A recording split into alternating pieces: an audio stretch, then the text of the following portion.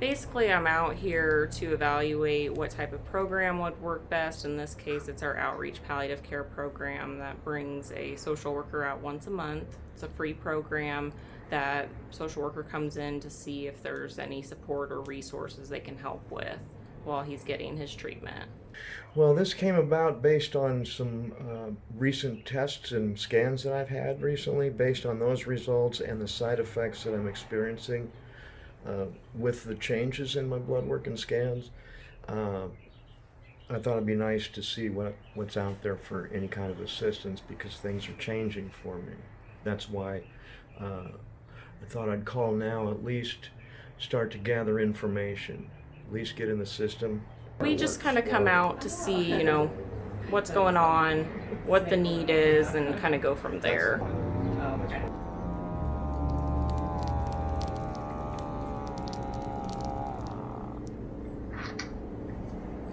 And you said yesterday you weighed 126 pounds? 0.4. Definitely in this case, it sounds like probably some counseling support just to see what resources are out there. Some cases it could be if planning as far as in the future is needed, if we're needing assistance with rides or meals. In this case, it's just going to be kind of some counseling help, but you never know. And sometimes the social workers find things out once they're talking with you. And then any other medical history besides the cancer? No. Okay. I broke a bone when I was a kid. Okay.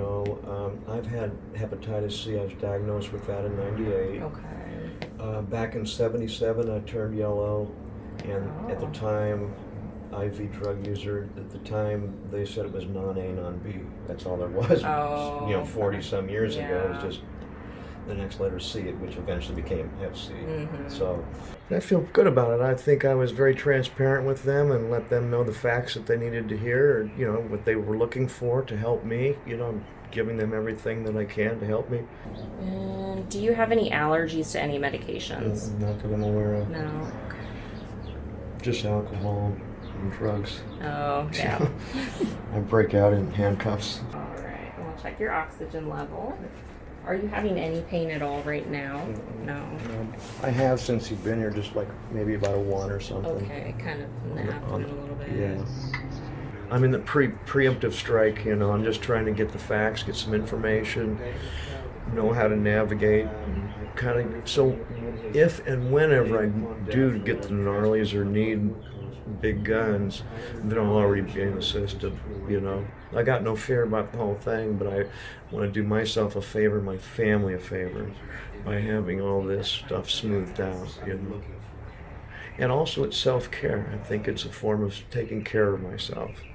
I never used to do that for a long time, so this is all new to me. So this is another form of loving myself. Yeah, hospice is kind of a stigma thing. When you say the word hospice, it's like, oh, it's end of life. Somebody's sitting in a living room propped up with a bunch of tubes.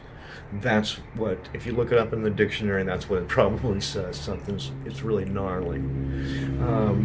But what I'm learning is, I don't know if I'll go gnarly or not when the time comes, but what I am learning is that there are some different resources that are available to me that I can use now, presently. And then I guess down the road, moving forward in the future, I think I'm grateful that they're there, kind of like my disability. I'm thankful that they're there when I can turn to them,